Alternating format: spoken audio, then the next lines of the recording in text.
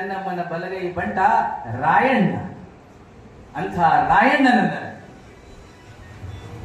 ತನ್ನ ಸೇನಾಪತಿಯನ್ನಾಗಿ ಮಾಡಿಕೊಂಡಿದ್ರು ಚೆನ್ನಮ್ಮ.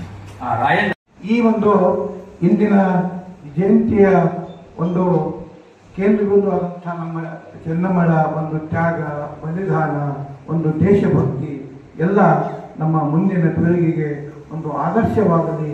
ಕಿತ್ತೂರು ರಾಣಿ ಚೆನ್ನಮ್ಮ ಕೇವಲ ಕಿತ್ತೂರಿನ ರಾಣಿ ಅಷ್ಟೇ ಅಲ್ಲ, ಭಾರತದ ಪ್ರಥಮ ಸಂಗ್ರಾಮದ ಹೋರಾಟಗಾರ್ತಿಯರಲ್ಲಿ ಒಬ್ಬಳು ಅಂತಾನೆ ಹೇಳ್ಬೋದು. ಇವಳು ಬಾಲ್ಯದಿಂದಲೇ ಈ ಒಂದು ದೇಶ ಪ್ರೇಮ ಇರ್ಬೋದು, ಧೈರ್ಯ, ನಿಷ್ಠೆ, ಸತ್ಯ ಇವುಗಳ ಒಂದು ಈ ಗುಣಗಳನ್ನು ಅವರು ಬಾಲ್ಯದಲ್ಲಿಯೇ ಅವರು ಪ್ರದರ್ಶಿಸಿದರು ಅಂತ ಹೇಳಿದ್ರೆ ತಪ್ಪಾಗ್ಲಿಕ್ಕಿಲ್ಲ. ಅವರು ಚೆನ್ನಮ್ಮನ ಜಯಂತಿ ಅಷ್ಟೇ ಅಲ್ಲ, ಮಾದಾರ ಚೆನ್ನೈನ ಜಯಂತಿ ಮಾಡ್ತೀವಿ, ಹಡಪದ ಅಪ್ಪಣ್ಣವರ ಜಯಂತಿ ಮಾಡ್ತೀವಿ, ಕುಮಾರ ಗುಂಡಯ್ಯನವರ ಜಯಂತಿ ಮಾಡ್ತೀವಿ. ಎಲ್ಲ ಶರಣರ ಜಯಂತಿ ಮಾಡುವ ಉದ್ದೇಶ ಅಂದ್ರ ಆ ಶರಣರ ವ್ಯಕ್ತಿತ್ವವನ್ನ, ಅವರ ಆದರ್ಶ ನಮ್ಮ ಜನ ಕೇಳಿ ತಿಳ್ಕೊಳ್ಳಿ ಅಂತ ತಿಳ್ಕೊಂಡು ಅದೆಲ್ಲ ಜಯಂತಿಗಳನ್ನ ಆಚರಣೆ ಮಾಡ್ತಾ ಬಂದೀವಿ.